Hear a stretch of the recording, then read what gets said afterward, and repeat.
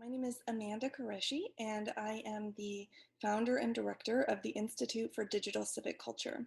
And what the IDCC is it's a program that educates, supports, and trains people that are leading online or leading in digital spaces. I have a program that's housed here at the Center for Religion and Civic Culture, and we regularly engage with folks who are leading in faith communities like this one, as well as people who are doing work in secular communities as well. And the reason why we need a program like IDCC is because so much of what we're doing now has been brought online, but we've really not given a lot of thought to how we're doing it, right? To planning it out. It all just sort of seemed to happen over the last 20 years.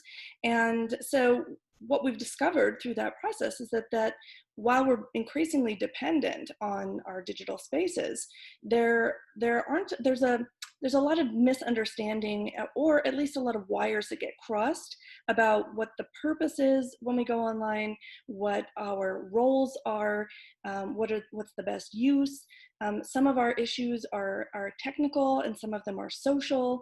And so we have a lot of thinking that we need to do as we go forward. It's not too late to do that, but we definitely are pretty far along in this process of bringing our world online. And the last few months with COVID, we've really seen that kind of speed up. We've seen lots of organizations, companies, faith communities just sort of flooding online spaces and looking for ways to continue their work while people are kind of stuck in their homes, right? And feeling sort of disconnected. And so it's a huge responsibility, right? It's also a real blessing. I think it's a real opportunity for us to do something that we should have been doing all along, right? Because there are a lot of people who, even up until now, with all the technology that we have, they weren't able to access still a lot of the things that we're doing because of whether they were disabled or had young children, or maybe they couldn't afford to go to certain classes or attend certain events. Now it's becoming much easier to facilitate that for as many people as possible. The problem is that you really just can't transfer everything that you do offline into an online format the way that it is. There's a learning curve, and there's some adaptation that needs to happen. And so we're going to talk a little bit about that. And I just want to offer, as we introduce this topic, a few points about what we can do as we are building our communities out online.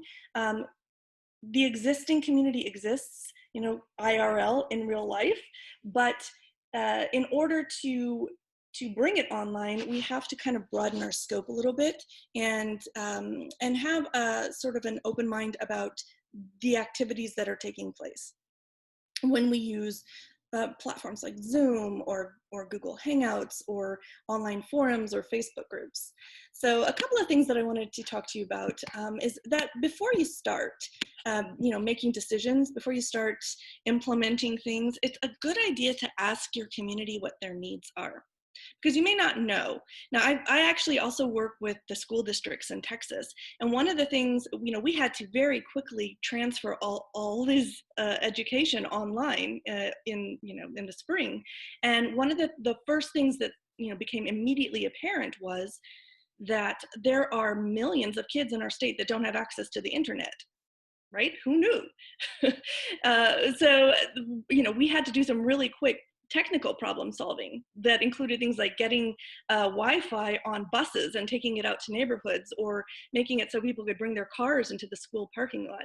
So really understanding what the needs are of your community. And that includes not just the technical, but the social.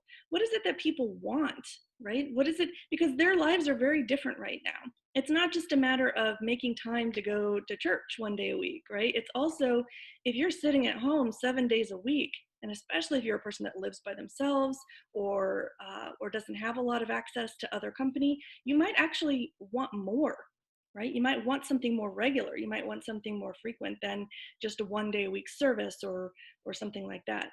So asking folks what they need is a great first step, and really taking into consideration that feedback and what you can make happen with the resources that you have. Um, the other thing is that it should be an ongoing feedback loop, right? Because this is a learning curve and we're still all kind of getting used to it. So yes, ask folks what they need, then give them, some offerings, and then continue to survey them, whether it's a formal survey or just interviewing people. Ask them on an ongoing basis what's working, what's not working, and then make adjustments. And I think people are really happy to give you that feedback if you present it in a way that that shows them that this is trying to serve their needs. um, the next thing that I want to point out is that we have to look at doing things differently than we usually do. So, for example, someone might feel perfectly comfortable sitting in a pew or sitting, in a chair in a church for 45 minutes listening to a talk, but that is a very different prospect than sitting for 45 minutes staring at a screen by yourself, right? And even if it is a live video, it is incredibly difficult. There is a documented thing called Zoom fatigue, where we are really pushing ourselves mentally and emotionally and physically hunched over these screens all day. So one of the things that we can do is actually play with the timing, play with the dates, play with the formats a little bit, and then also do our best to make those things interactive. I follow a woman who's an educator, and she's also ordained um, as a pastor. And one of the things she was talking about is how she's in the Black church, and one of the things that's missing on Zoom is sort of the congregation feedback, the hallelujahs and the calling out and the environment that you can't do on Zoom, right? Not necessarily, because you've got everybody talking, you're going to mute the speaker. And so looking for ways to allow participation ongoing so that people can feel like they're taking part and feel like they're hearing from each other and feel like they're contributing to the overall vibe of the service or the meeting is really, really important. And we have to be creative about how we do that, given the limitations of the technology that we're using right now. And then finally, one thing I'd like to just point out is that this is a great opportunity to include different kinds of leadership. So if you find that you need to do multiple things throughout the week, maybe your survey comes back and people are telling you, well, we would really love to have, a study and, a study group on Thursday afternoons. If you personally can't be the one to facilitate that, look for lay leadership. Ask for volunteers. Is there somebody who would like to facilitate?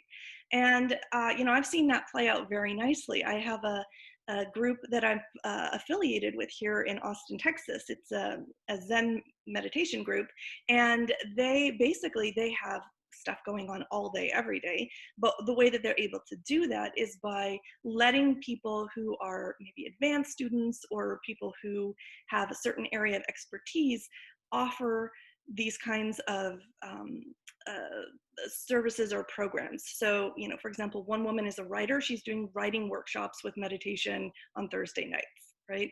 So things like that will allow you to offer more, to give more opportunities to people to connect and spend time with one another, but not place so much of a burden on you that you are also fatigued and unable to maintain your leadership and the health of your community.